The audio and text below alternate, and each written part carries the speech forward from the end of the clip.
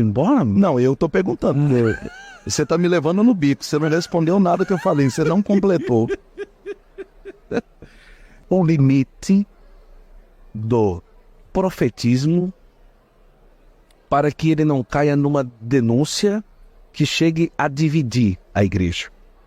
O profetismo não tem nada a ver com isso. Ou se não tomar cuidado, acaba se tornando isso, né? Porque às vezes algumas pessoas vão pregar profetizando, sim, ou denunciando, e às vezes pode causar alguma divisão. Não é seu caso, você é um cara que... Mas às vezes as pessoas olham Moisés com autoridade, quer replicar isso sem o amadurecimento e o discernimento, e vai apontando o dedo para tudo. Padre, para bispo, para realidade de paróquia, para não sei o quê, parará. Existe aí um caminho para a gente ter cuidado com isso?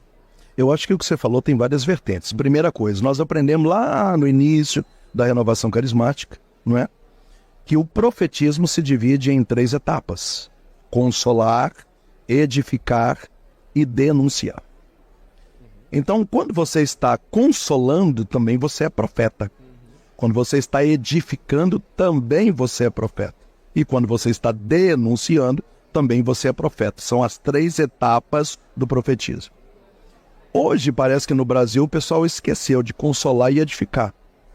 É só denunciar. Você só é profeta quando você quebra o pau. E está errado, né? Os profetas também consolaram. Se você pegar todos os profetas maiores, os profetas menores, até principalmente no sofrimento que o povo está vivendo na Babilônia, muitos profetas falaram a verdade também trazendo esperança. Isso também é ser profeta. Sim. Então é interessante que às vezes você faz uma pregação linda e deixa as pessoas para cima, todo mundo fala, isso aí não é o Moisés, eu queria o profeta. Mas eu estava consolando, mas eles queriam o quê? Que eu só falasse de pecado. E é interessante que hoje as pessoas imaginam que profetizar é só sentar o pau em tudo. E isso não é uma das vertentes. Então, primeira coisa. A segunda, qual que é o limite do denunciar e não dividir? Você precisa conteúdo. Sim. Você não pode falar de uma coisa que você não conhece. Verdade. Conhecimento de causa. É muito fácil eu chegar numa cidade que eu nunca fui, quebrar o pau, amanhã eu vou embora. E eu largo o pepino para quem me levou. Então eu preciso entender os processos, o que me aguarda, não é?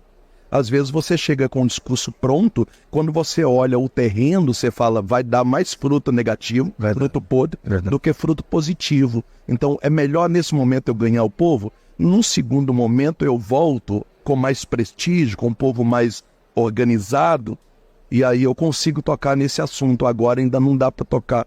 E isso é sabedoria. Quando Paulo está indo para Macedônia, o Espírito Santo fala com Paulo, não vai para lá não, porque o pessoal lá não está preparado para te receber agora, muda de caminho. Quando Paulo chega em Corinto, ele diz, irmãos, eu queria dar para vocês alimento grosso, mas vocês são carnais, vocês estão brigando entre si, não dá para eu dar alimento grosso para quem está brigando entre si, eu tenho que dar leitinho, porque vocês ainda são de comer leitinho. Então essa sabedoria às vezes falta. Às vezes você vai pregar numa roça, o povo é sofrido, aí e chega começa lá, a ser, porque é bebida, porque não é amarreado, não é casado na igreja, barará. Entendeu? Então tem que ter conhecimento de causa, tem que ter conteúdo, tem que entender os contextos. Você tem que preocupar se alguém vai dar manutenção depois que você for embora. Porque não adianta você falar um monte de coisa e sai, aí todo mundo chega, e agora? Padre, aí? O padre, eu não sei, foi ele que falou, eu estou custando celebrar meia dúzia de missa no domingo, eu estou com 40 comunidades para acompanhar, eu tenho comunidade que é 100 quilômetros de estrada de chão, eu não estou conseguindo com tanta coisa, aí o cara vem de fora, fala um monte de coisa. Você está entendendo que é complexo? É demais. É complexo. Então, assim, eu percebo que falta muito juízo nas pessoas para entender os contextos. Eu sou um profeta, mas por que eu ganhei muita credibilidade? Porque eu sou um cara radical, mas muito humano. Eu sei a parte prática da coisa. Às vezes você chega no encontro e fala, o casal tem que rezar junto. Você põe um fado nas costas. Eu sou missionário, minha esposa é missionária. E às vezes a gente não consegue rezar junto. Então, para eu denunciar as coisas, eu preciso me colocar no lugar das pessoas e ver a realidade delas. Então tem gente que acabou de ter bebê, que não está conseguindo rezar o rosário. Aí eu chego lá e falo, se você não rezar o rosário, você vai para o inferno. Eu fiquei anos da minha vida que minha esposa teve gêmeos, o rosário era cocô, xixi, vômito de menino, era...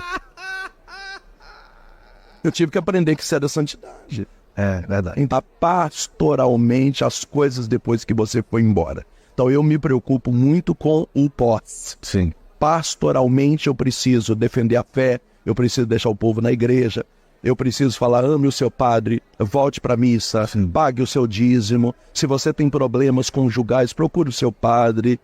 Né? É ele que pode dizer se dá nulidade, se não dá, se separa, se não separa. Você que está aqui, se é a segunda união, procure o seu padre, vamos caminhar perto, vamos ver caso por caso.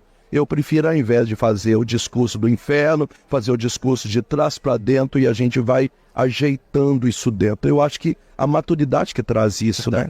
Talvez 15 anos atrás eu não tinha essa percepção, hoje eu já consigo entender.